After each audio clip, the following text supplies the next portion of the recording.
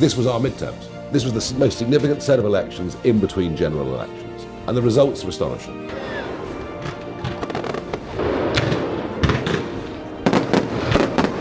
Starmer is the most unpopular Prime Minister we've ever had. Vote reform on May the 7th and... Get some else! I couldn't have said it better myself. What do you think the key message that you heard out there? That mass migration has damaged our towns and cities in a way you can't even believe, because we now have big areas where English isn't being spoken. Hard to believe. The next Labour leader will take the party even further left. It is 7:21 in the morning here in New York City, where I will be taking the JetBlue Mint service from JFK to London Heathrow to spend the week campaigning alongside Nigel Farage and the Reform UK Party in pivotal local elections. But before we do that, let me just show you a little bit around here. This is the old TWA airport terminal at JFK, which has been transfigured quite successfully, I'd add, into a hotel airport. This is Howard Hughes's old desk, replete with his whiskey, an aeroplane, typewriter, a very comfortable looking chair, a little mini bar there. But we can't stay here. We have to get to our gate, and one of the benefits of staying in the hotel at the airport is that you get to your gate within about 10 minutes flat. That's why I always swear by it, especially for those early morning flights. So there we are, from the bedroom to the terminal. What's that been, 4 minutes? Not bad. Hey, it is now 7:44. Took about 10-15 minutes to get through security. And now we are Terminal 5. And I've got, actually, if you look at it here, 15 minutes to boarding. So, made it with a lot of time to spare. I tell you, it really is a zoo at JFK. Alright, here we are on board in the frontmost Mint, what they call a suite. It's a suite because you get a little bit more extra room than the normal Mint seats. A little bit of a couch there on your side, so you can shift around in your studio suite. All your usual amenities, headphones, little bag that turns into another bag. You're supposed to take it with you. I won't be taking that with me, but the suite is large and the food is great on board. The TV is large. The selection of media is very good. A lot of space for me and my little legs. Lot of storage space as well. Cupboard in here. Place to hang my coat up. And I have to say, I think the food on JetBlue is better as well. The egg frittata, you've got some waffles with berries, you've got a bagel crisp with some smoked salmon. I mean, it's all there, and it's all good quantities as well. So, here we go, off to London. Right, enough of that messing around. Here we are. Sunny Westminster. I will spend the weekend catching up with some old friends and going to some other places. I've done a few videos also about that. That'll be on the YouTube channel. Make sure you like and subscribe there. But then the campaign truly began in earnest, and we started in Essex. This is North Weald Airfield in Essex, built in 1916. It was one of the RAF's frontline fighter stations in the Battle of Britain. Around 400 acres, still an operational airfield, but home of one of the largest markets now in Europe. Excuse me, mate, you don't work for the taxman, do you? Because I've been dead for 20 years and he's getting a dog. Oh, sorry, he's universal credit now, it's not the dog. How do you know about that? So where better for Reform UK leader Nigel Farage to turn up just a couple of days before the election. I had to freeze frame it here on his face when he saw me. He didn't know I was going to be there.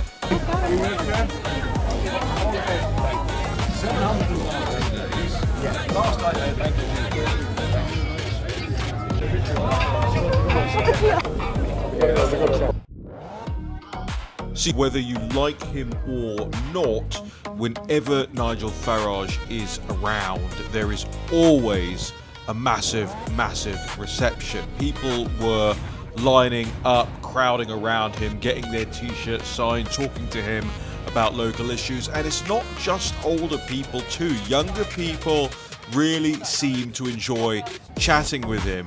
But you can't spend that long there. We were there about 2 hours, and you have to keep moving. It's a long election. They've already been on the road for 9 weeks, and we've got to hit the next stop. The local pub, obviously. How do I Now, right here, I should make clear, I had spent 1 day, probably less than 1 day, back on the campaign trail with Nigel at this point, and I was already exhausted. Obviously, what you're seeing isn't everything that went on in a day. There are lots of things that you can't film for security reasons, things around his home, security arrangements, travel arrangements, things like that. But on the ground, at the market and at the pub, and later on in the day, he probably ended up shaking hands with hundreds of people and having lengthy conversations with dozens over the course of the day. And listen, I fancy myself as pretty spry. Keeping up with somebody like that, I've never met somebody else who could do it.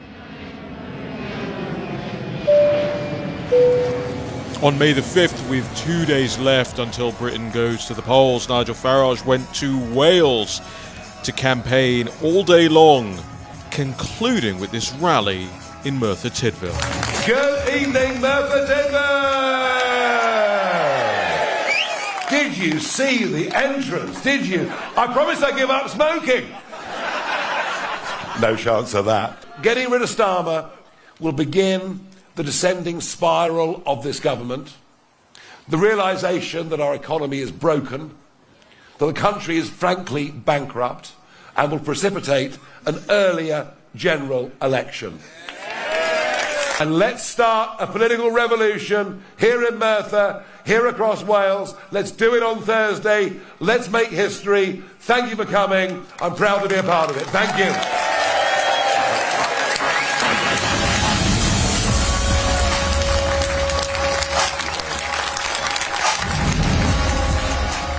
Welcome to the College Green in Westminster, part of the parliamentary estate where Nigel Farage gathered the nation's press on the eve of poll to give a press conference about why people should go out and vote reform the next day. I want you to pay particular interest to how the press, after he had given them all interviews, chased him down the College Green to get their chasing shots and almost knocked over a baby in a baby carriage as they did it. It was extraordinary to watch these people, these scumbags, at work. By the way, you need to look at a baby then, guys. Did you say, is it okay to knock over a baby? Is that what you're saying? Like, come on, Kath. Of course it's not. So exactly. knock over a baby? Of course we didn't. Except in this maelstrom, they genuinely almost did. I received massive abuse from the establishment for daring. Never one to dwell. By the time we all reached the office, Farage was in his campaigning gear and recording videos that were to go out across the day to ensure that people went out and voted. This is my last stop of the campaign up to 9 weeks. We're going to St Helens, famous for a rugby league team. We're sort of outer Merseyside, really, up in the northwest of England.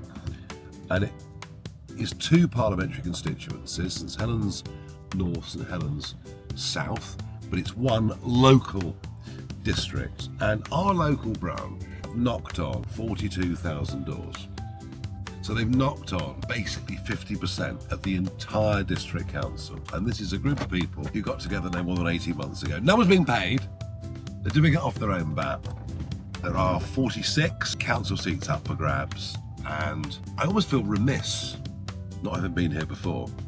I think of all the branches I've got in the country, this lot are the most just absolutely geared up, gung-ho.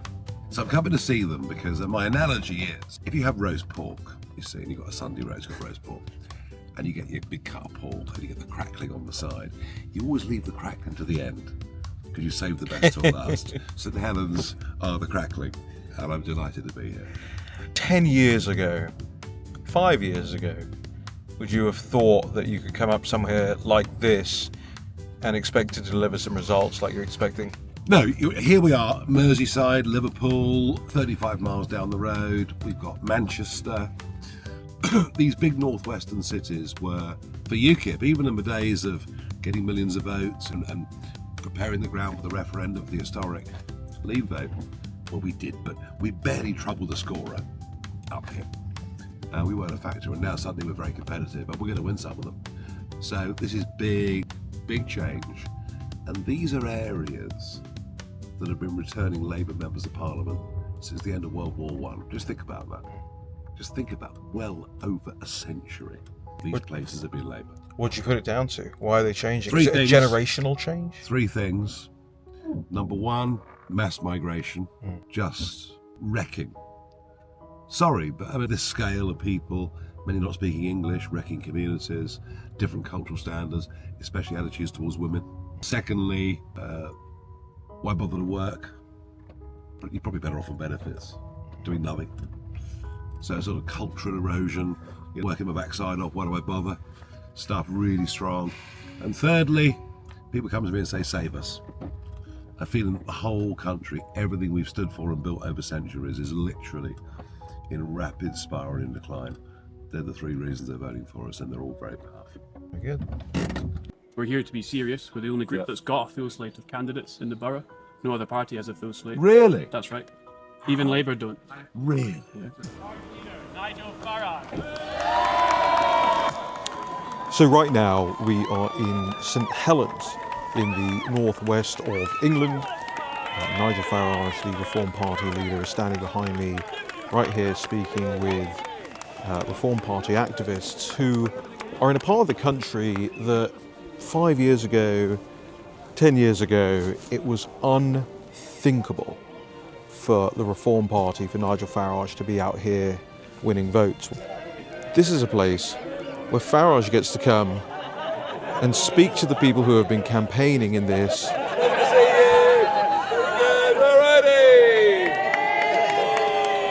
For the last 9 weeks. You've got supporters rolling up to the pub here. It's just a pretty extraordinary, local, very local scene. But, you know, it's not just all shaking hands and kissing babies. He loves nothing more than to get out there, door knocking, meeting voters, convincing people, and also taking a very firm interest in what is actually going on locally. As you can see here, from one of the streets we visited in St Helens that has just been left to go to ruin. Lots of dumping, lots of litter, lots of fly tipping, and of course the Reform Party have the sorts of candidates like you see here who actually want to resolve it. Well, the sun is shining. I've barely slept, but here we are in sunny Clacton-on-Sea, and it is polling day in what many have called Britain's midterm elections, or they may just be local council elections all over the country. The pressure really is on Sir Keir Starmer and his government to try and hold enough seats, to try and hold their government together, to try and give him some reason to get his party not to tell him that he has to resign. But on a morning like this, you can't help but be optimistic. It may be the day today that the British Prime Minister finally realises that nobody wants him anymore. As you head out of Weald towards the Nays on the left, you probably get one there if they're open. If they're open. And now it's time for Nigel himself to vote, which as he rocks up to the polling station, as you can imagine, it gets a lot of attention. The world's press, they're lined up, ready and raring to go, and of course, Nigel brings his own panache to every moment like this. Well, the lady was just saying, there's no wheelchair access. Bring me some toast.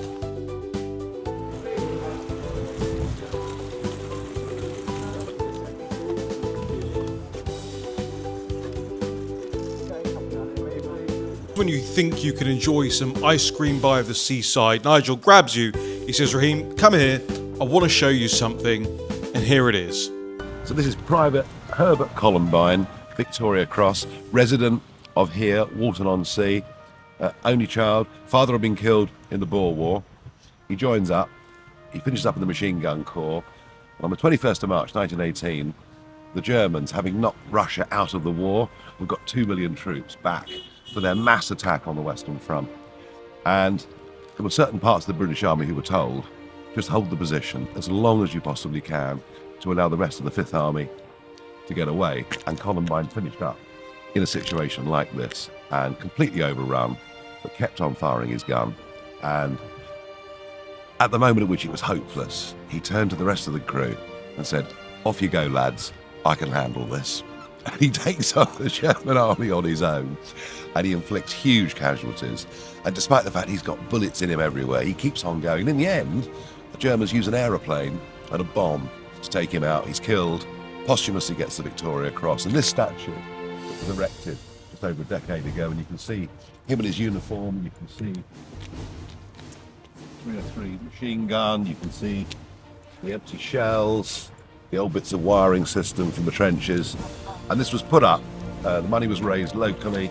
It's the first ever statue in Britain to a private soldier, so it's a bit special.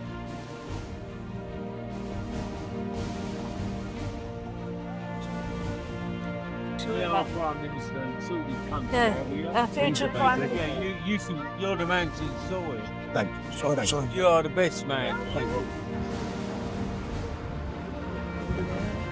So this will be our 5th polling station stop of the day. Numbers, as people are pouring in, look really positive for Reform UK.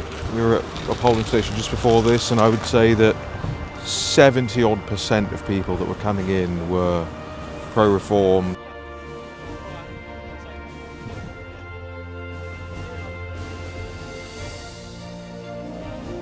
And at this point, after 9 grueling weeks, the campaign is basically over.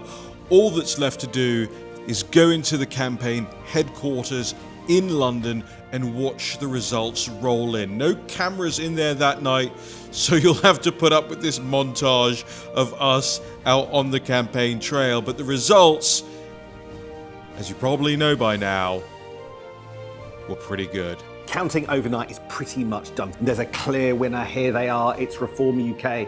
And today, as a result of your hard work, we have taken a quantum leap forward, making him the next Prime Minister of the United Kingdom. Please welcome Nigel Farage! 3, 2, 1, Reform!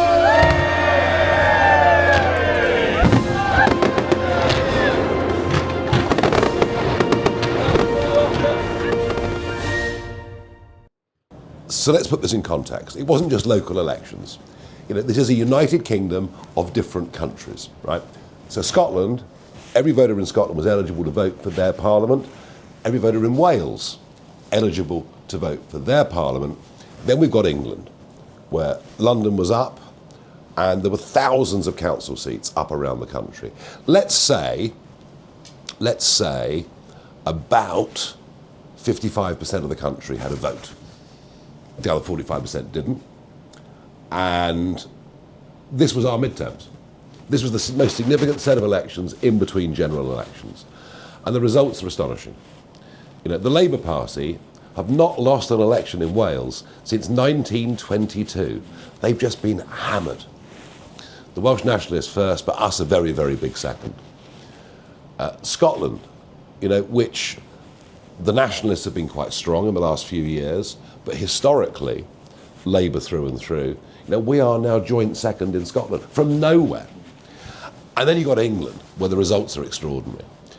In the north of England, we have literally crushed it. Northern, really post-industrial towns and cities, in many, many cases, we've taken control. of a lot of councils. We've wiped them out. And then for the Conservatives, well, they've been wiped out in rural England. East Anglia, Norfolk, Suffolk, Essex, always Tory. You know, we're talking like Labour for a century and more. They've been wiped out there. We've won those. In the posher southern bits of England, the Liberal Democrats have torn chunks out of the Conservatives. London's the aberration. There is still some Labour and Conservative strength in London and Reform a little bit weaker. But these have been a dramatic set of results, historic set of results. And why did it happen? I think we had the best campaign slogan ever. Vote Reform and get Starmer out. Starmer is the most unpopular Prime Minister we've ever had. Total lack of sincerity, unpatriotic to his fingertips, pushing through legislation to charge and convict former British Army veterans for things that happened up to 50 years ago under orders, trying to give away the Chagos Islands, which would be very bad for America if Mauritius had the final say over Diego Garcia. Just at every level, insincere, human rights lawyer, believes in international law over national sovereignty, trying to drag us back towards the European Union, despite the Brexit vote. So, you know what? Whilst it's true that in some councils you were voting for potholes or bin collection, over 2/3 of voters gave a judgment on national politics, and we were big, big winners. What do you think the key message that you heard out there? You were on the campaign trail for how many weeks? 9 weeks, non-stop. And how many stops? I mean, I think I saw a statistic that you out-campaigned every single other party leader put together virtually. Yeah. No, I was out there for 9 weeks, on the road, relentlessly, doing it the way I do it, which is turn up in a town, unannounced, and just go through and meet people and pop into shops and pubs and chat in the street. And you get, the odd person shouts abuse, well, that's fine. I resist the temptation to shout back, normally. But really interesting, because what people are giving you is just their immediate reaction. They have no time to think about it. They just tell you. I would say, number one, that mass migration has damaged our towns and cities in a way you can't even believe, because we now have big areas of our cities where English isn't being spoken. I mean, hard to believe. That was one. The fact that community doesn't feel as cohesive, perhaps, as it always did. And secondly, there's no question about it, our voters are working people. Our voters get up in the morning and go to work. Some of them wear orange jackets working for councils. Others work in factories. Others run shops, are self-employed, are entrepreneurs. They're all working people. And one of the commonest things you get is we get up early in the morning, we work hard, we're being taxed more than we've ever been taxed in history. And the people next door, well, the bleep, bleep, bleep, people next door live on welfare, and they're pretty much as well off financially as we are. The fact that work isn't paying, and that the Labour Party, founded because it supported Labour, is now really the welfare party. So that was another one that came up again and again and again, that hard work is not being rewarded, doing nothing is being rewarded. So they were two massive things that I took out. And add to that, declining law and order, an increase in antisocial behaviour, shoplifting now, looting going on, the police appearing to do nothing in a country where if you say something unpleasant on Facebook, you'll probably get a knock at the door. Those three things I would say, and a general feeling of decline. So what next? I mean, as we speak, the Labour Party is attempting, well, some of it is attempting to defenestrate the Prime Minister. Oh, he's a goner. Replace him. He's a goner. Yeah. Vote Reform and get Starmer out. Yeah. It's going to become a self-fulfilling prophecy. He's gone, he's finished, he's done. What does that actually mean? It means the next Labour leader will take the party even further left. And, you've already got a situation where 10 and 30-year British government bonds are trading considerably higher in interest rate terms, even than Italy or France or Germany, and certainly America. Sterling beginning to look more vulnerable, I think, against the dollar. The private sector not employing, not investing, because they haven't just taxed the individual, they've taxed the employers, this Labour government, in a very, very big way. So the economic circumstances get worse. The government, I think, will try to rally itself with a new Prime Minister. I can't see it lasting. And even though we're not due, or we don't have to have a general election until 2029, I've said it all the way through, I believe by next year the markets will force one upon them. I really do. And you fancy your chances? Well, look, you know, I mean, you could never anticipate everything that's going to happen, but I think we've got a fantastic base. I think there's a lot of enthusiasm behind what we do. I've broadened out the team, I've brought fresh talent in, we're getting more professional, we're getting better at raising money than we were, and yeah, we can win it. We can win it and start, it's going to be a heck of a process, to turn around the economy, society, attitudes, and all of those things. I mean, I'd be honest with you, I think back to, you know, when I was a kid in the 70s, and Britain was like, I mean, more socialist than the USSR in many ways, with the way it was being run. And Thatcher was that big turnaround that happened. And by the end of the 80s, we had Japanese car companies opening, American banks moving into London, you know, remarkable economic turnaround. But it didn't happen overnight. And the societal problems we have now are much deeper than they were back in the 70s. And one in particular is the aggressive rise of anti-Semitism. I mean, it's really, really nasty stuff. And the government doesn't know what to do, hasn't got a clue. We allow organisations like the Muslim Brotherhood to operate in this country, to infiltrate, if they can, the education system, the police system. And yet sensible Muslim countries in the Middle East ban them. Yeah. So, you know, we are facing a whole stack of problems, but I just think out there is a majority of common sense, and we've got to persuade them that we're the right vehicle.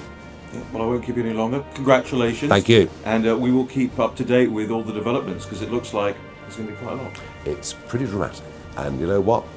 Without us, it'd be so dull.